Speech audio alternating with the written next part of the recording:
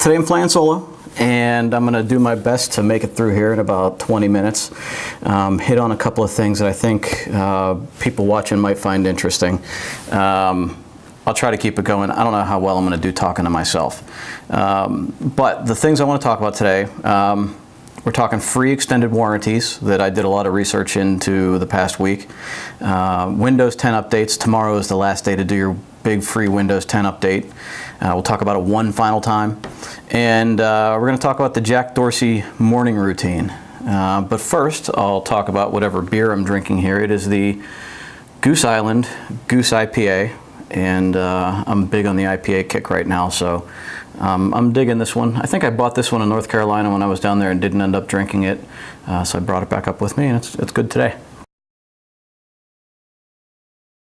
One thing that I wanted to talk about, something that occurred to me the other day while I was driving around listening to all the presidential politics, was, you know, we've talked in the past about the vitriol and the hate that goes on between the two different sides. I think the one thing that occurred to me, and something that I really want to try to bring into Snap Forward here, is the concept of leaving it better than when you found it. So no matter what you do, just make some improvement.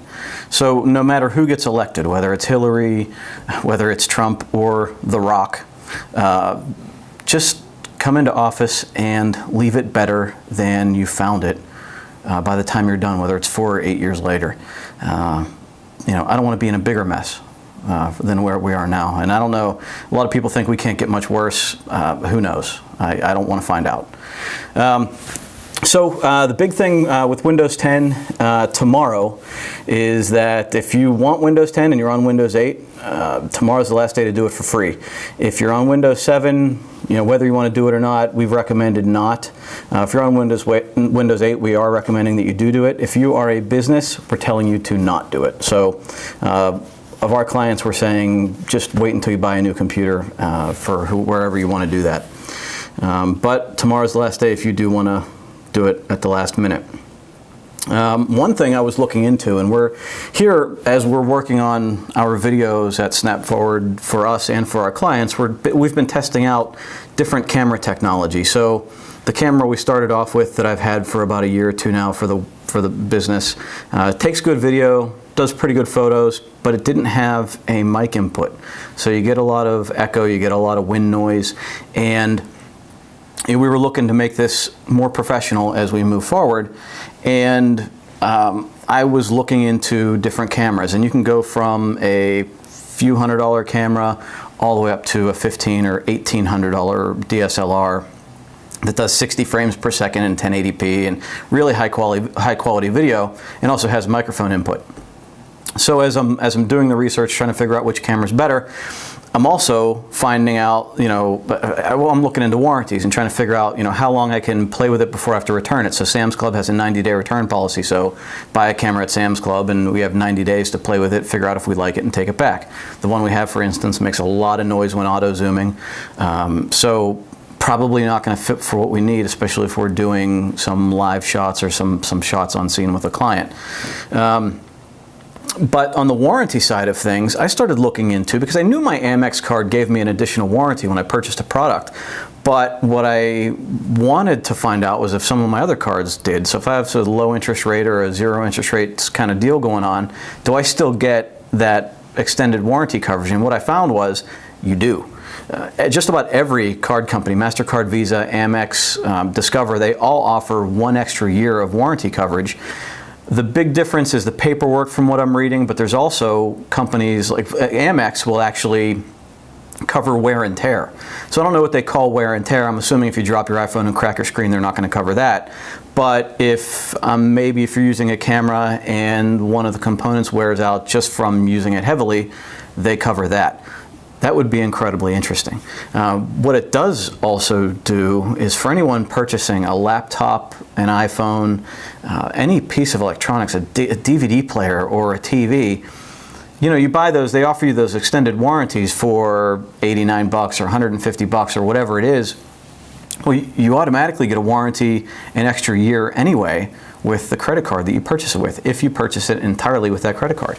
There's a lot of information about it, and it just so happens that as I was looking it up, Business Insider posted an article on the 25th of July and sort of ran through the details of all this, and there are some other websites that have charts comparing each credit card. It's incredibly interesting and really good information, and I'm trying to think back of all the things that may have broken in our house in the past year. So really cool information. I was happy to find it, and now I know what I'm going to be doing when I purchase my next products.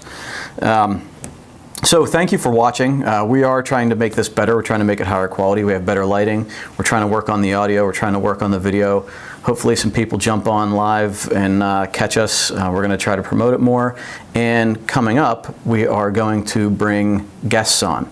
So next week, I'm going to be bringing Chrissy Gipko from Single Step Strategies, and she's going to talk about some of the things that she does to market for the nonprofit she works for.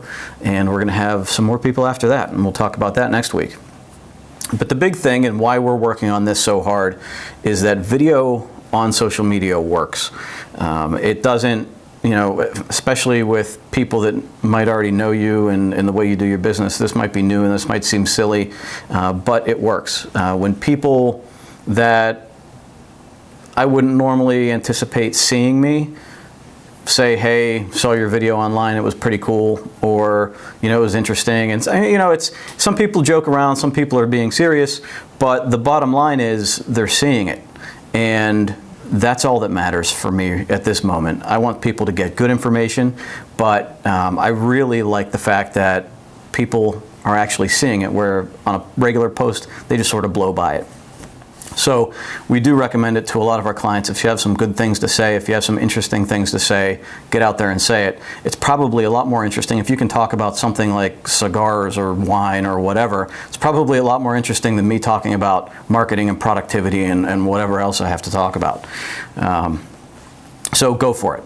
On the theme of the leave it better than you found it side of things, we've been working, every 6 months we go back and look at our strategy to try to make sure we're on the right path. And one of the things that we've had a hard time really solidifying are our 2 to 3 brand promises. So what are things that would mean something to someone that, when they look at it, they're going to say, yeah, okay, I want to go with this company because this is what they stand for. So we've been, hold on, I'm going to share myself out here on my live feed. We've been toying with some things, and they always seemed a little bit squishy to me, but in the leave it better than you found it theme, we came up with 3 things that we're going to promise our clients. And we've already have, but this sort of solidifies it for us. Number 1 is one touch. We will address every customer contact the first time and expeditiously. It shouldn't be work to do business with Snap Forward. Basically meaning that, especially on the IT side of things, we hear a lot that people, they're contacting the help desk constantly. They have to always follow up with them. They're never really responsive. They ask to have something fixed and things are still broken weeks or months later. We don't ever want anybody to say that about us. And I think I relayed a story a couple of weeks ago about how someone we responded in 45 minutes instead of the normal immediately or within 5. And for them, that was out of the norm. When previously they had response times, I mean, they were waiting 3 weeks to get things resolved. So, we're setting that standard where, a half an hour is way too long to get something fixed. And I like that. So, for us, that's our number 1 goal. When there is a problem or when there is a customer concern or a customer request, we respond to it quickly. Number 2 is 2 to 1 positive results. So when someone signs up to our CTO or CMO program, so Chief Technology Officer or Outsourced Chief Marketing Officer programs, we'll deliver twice the customer's investment. And a lot of that is perceived value. It's that, we are on the IT side of things, we're reducing their issues and increasing their productivity. And if we can increase productivity by 1%, that's usually a significant savings and a positive impact on the mental health of the employees. So there's a significant savings there. But if the customer doesn't feel that it's worth it within the first 90 days, we're going to return their money and leave no questions asked. So I don't think any other company around here is doing that. But we feel so strongly that once a customer is with us, they're not going to want to leave. So we are guaranteeing that if they don't feel that we are worth the investment, we'll give the money back within 90 days. The third promise is that we're going to give each customer 3 steps forward. So their pain will be properly addressed. Our clients will be closer to their goals by utilizing us, and we will leave them better than we found them every day. Every contact, no matter who we talk to, no matter what we do, we are going to have a positive impact on their business, on their personnel, and on their customer base if we're doing the marketing. We are going to give them an improvement every time we talk with them. So I think, from my perspective, I think they're fairly powerful promises. I would love some feedback if someone feels differently, if someone has a way of rewording that. I'd love to hear any feedback on those. I like them. I think as they came to us at this last meeting, that we know we can move forward with them. So on the productivity side of things, I've been on this quest to wake up at 4 in the morning for quite a long time. I did a lot last year. 4 in the morning, 4:15, get up, get to work, do a little bit of work, clean up some loose ends from the day before. You know, if I was in the workout routine, I'd work out about 5 or 5:30, and then get in the shower and get to work by 7 or 7:30. That, you know, as holidays hit and things are going on, I fell off of that bandwagon. So I have been, in the past week or two, we have been working out, my wife and I have been working out about 5:30 every morning, as long as we're not too tired. We get up at 5:30 and I hold on to the regular schedule after that. But I've been trying to wake myself up at 4 o'clock. So last week I got up at 4:45, 4:30. I got up one day with the help of my kid because he was screaming his head off at 4 in the morning. So I was up at 4 o'clock and at my computer at 4:15. And the feeling after waking up at 4 o'clock is great, because I feel like I have so much done, I have so much under my belt by the time I walk into the door and we have our first meeting at my office at 7:45. I've already got, you know, like the major part of my day going, and I'm well organized and ready to go. On those days where I get up, work out, and run around the house and get out the door at 7:30, I don't feel that way, and I'm just sitting down at my desk at 8 o'clock, and then I have to, you know, get things in order from that point on. And plus, there's other things happening. There's clients calling. There's other things that need to happen. Employees asking questions. So, again, Business Insider has this article where their reporter, or the person that wrote the article, tried to follow the Jack Dorsey morning routine. And you can read it. We'll post the link on our blog when we post this next week.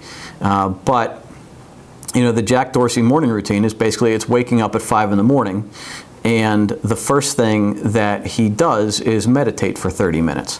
I don't know if anybody out there has tried meditation. I have, only because I have read the Dan Harris book, 10% Happier. Who doesn't want to be 10% happier, right? So I read the book 10% Happier, and it's all about meditation. And he goes through all the gurus and all the people that, you know, that seem, they're just a little quirky. So he found a place where he was happy that meditation worked for him. It seemed practical, and it made him just a little bit happier. Didn't change his life, didn't make him glow, but it just made him a little bit happier. So I've tried it in the past. I don't have a set routine for it. I've done it. I can do it for 5 minutes without thinking about everything else that's going on in the world. But I want to, as I'm reading this article, and this person going through this, I want to see if I can try to go on the Jack Dorsey routine, and I'm going to start it Monday next week, and I'm gonna adapt it a little bit to what I've been trying to do at the 4 a.m. So, step one for me of my little 7-step process, my 7-step routine from 4 until 8 in the morning. Step one is going to be wake up at 4 o'clock in the morning, and we are going to see how that goes. I'll be probably blogging about this next week, and we'll see how it goes.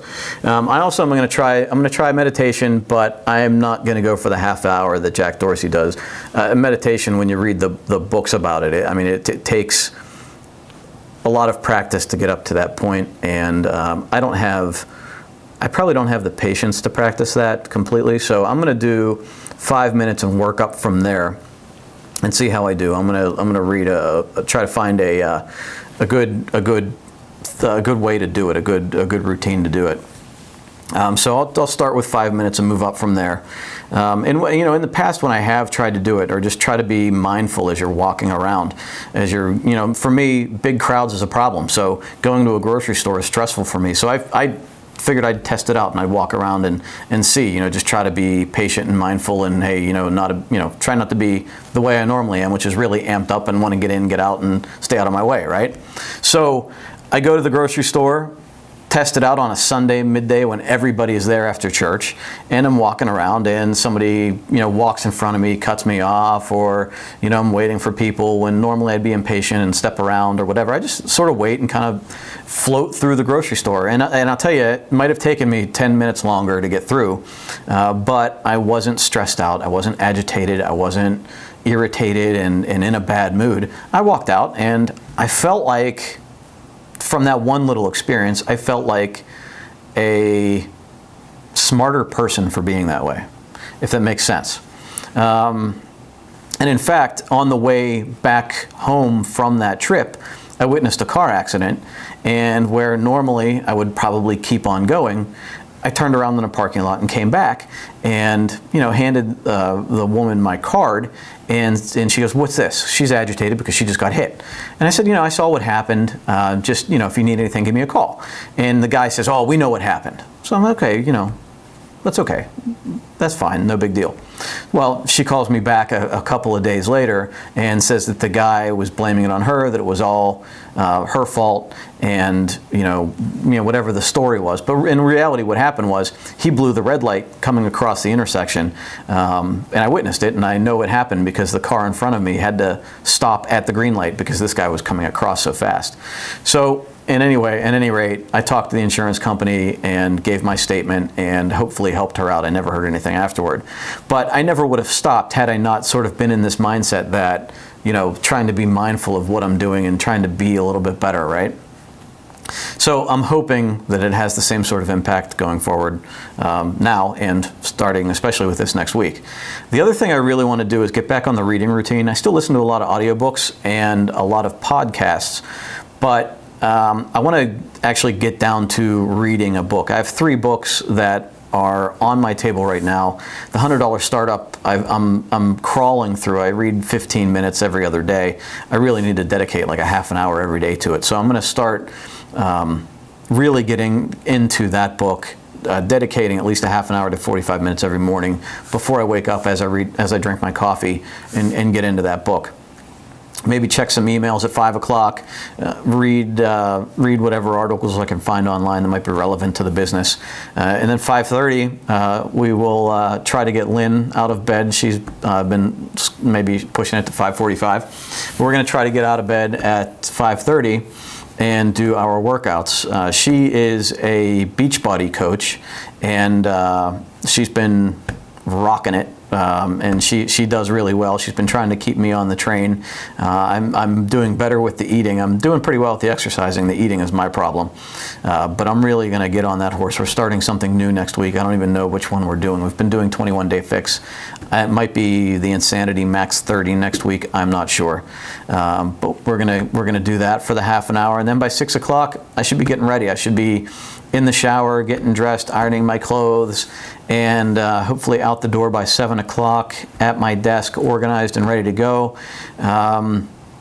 And then we'll have our morning huddle at 7:48 where we get together here, talk about what's going on in the day, and get on with it. By 8 o'clock, where phones are open for anyone to call in with a problem, and hopefully I'm talking to clients or talking to prospects and doing what I need to do. So that's my goal for next week. We'll see how it goes. Wish me luck and maybe ask me how I'm doing. We'll see. So for next week, what we have going on next week, we're going to be I'm taking a couple of us to the Pittsburgh Social Exchange golf event. We're going to try to do some video out there. It's kind of spec work and see what we can come up with and play around with that. We bought some new equipment, so we're going to take that out for a spin. And we're going to have, for the happy hour next week, we're going to have Chrissy Gipko. She is the marketing coordinator for Single Step Strategies. It's a really good women's organization that a client of ours has been heading up for quite a few years now, and I think it'll be very interesting. So we welcome Chrissy for next week, and we'll have information about her and what she'll be talking about on Facebook and social media coming up pretty soon. And we'll be doing our daily tips as always. On the marketing side, at Snap Marketing, on the Facebook, we do our daily tips every day where we recommend little things that you can do to increase your marketing for your small business. This week we were talking about little applications that we use that make us more productive. So for instance, Slack is our communications software, so we can instant message each other from our desks instead of getting up or calling each other. Hootsuite enables us to schedule our posts instead of sitting in front of our desk and saying, okay, I want to put this post out at 3 o'clock. I can schedule them all in the morning or the night before or a week earlier, and we use Hootsuite to do that. So you'll get hopefully some good information about how to make your website rank a little bit better. We even maybe have some video tips as we feel this out and get better with it. We've done TV commercials in the past. We've done other things in the past, but the live video and this sort of thing. Hi, Maria. This is all new for us, so we're trying this out. And as we learn and figure out the best way to do it, the best setup, the most economical setup, we'll have some ideas for you there. We don't know what our topics are going to be next week. We're not shooting the daily tips until tomorrow, so I can't even give you a sneak preview. But that's it. I am done with my solo mission. I'm going to sit back and enjoy my beer. And I thank you for watching, guys. And we'll see you next week. All right. Thanks.